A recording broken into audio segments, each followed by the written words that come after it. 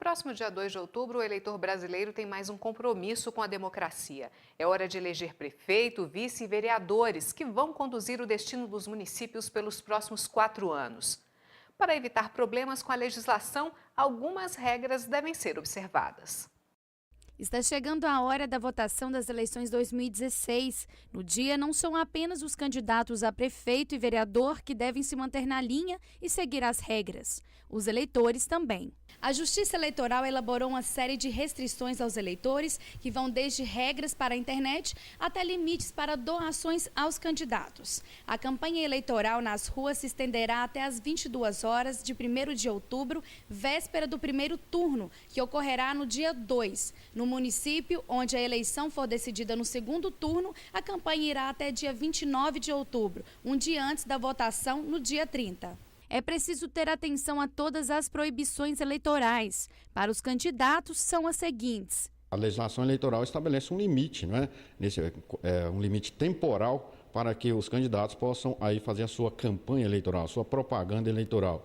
Desta forma, no dia das eleições, encerrou-se totalmente esse prazo de propaganda eleitoral e não é permitido, no dia das eleições, no dia 2/10 de 2016, não existe mais a propaganda eleitoral. Ou seja, está passível de multa por propaganda extemporânea e também pelo crime chamado popularmente de boca de urna. Nós temos a campanha do Tribunal Superior Eleitoral, Eleições Limpas, que nós trabalhamos no sentido de evitar um mal muito grande que existia nas nossas eleições, que é na madrugada anterior às eleições, a gente encontrar as ruas emporcalhadas de santinhos de candidatos, as portas das sessões emporcalhadas de santinhos de candidatos. Então a gente esclarece aos candidatos que essa conduta, além de ferir a legislação ambiental, de ferir a própria estrutura da cidade, né?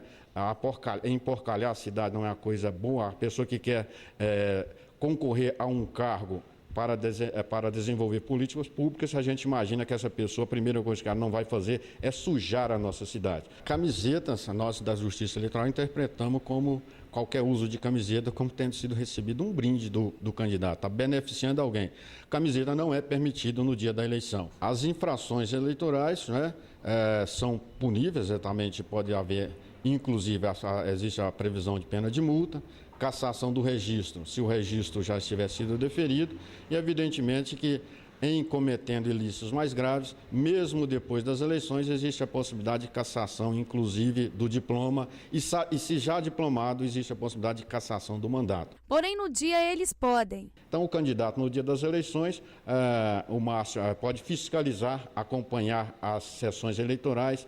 Fiscalizar é uma palavra, não é, que a gente deve interpretá-la restritivamente. Fiscalizar é apenas acompanhar, se perceber alguma irregularidade, denunciar a Justiça Eleitoral, ao contrário de tumultuar o processo eleitoral. As normas também seguem para os eleitores. Além de exercerem os votos, devem ficar atentos às orientações. O que o eleitor é permitido a ele é uma manifestação individual e silenciosa da sua intenção ou da sua preferência de voto. Ou seja, usar um pequeno botão, uma pequena bandeira. Na verdade, ele pode fazer isso individualmente e se agrupar em grupo. Se agrupar mais de uma pessoa, a gente pode entender que aí já... A colinha, nós mesmos da Justiça Eleitoral elaboramos uma colinha. Para nós isso é apenas um lembrete, né, para a pessoa não precisar memorizar o número do seu candidato, isso é permitido. Evidentemente que a gente atenta aos mesários, que existe aquela possibilidade de um eleitor que leva uma colinha elaborada pelo candidato e vai esquecendo ali na urna eletrônica, ou seja, na cabine, no momento de votação, e esse mesário está instruído que de vez em quando, no decorrer da eleição, vai lá recolher essas colinhas, que isso também não é permitido. Quanto ao uso da colinha, isso é nada mais que normal, é o eleitor levando o seu candidato de preferência para evitar o erro de voto. A violação de algumas delas podem levar a pagamento de multa ou detenção. O eleitor... com a conduta ilícita pune justamente, principalmente, o beneficiário daquela conduta ilícita, e no caso de sanção penal, a sanção penal é dirigida especificamente ao eleitor.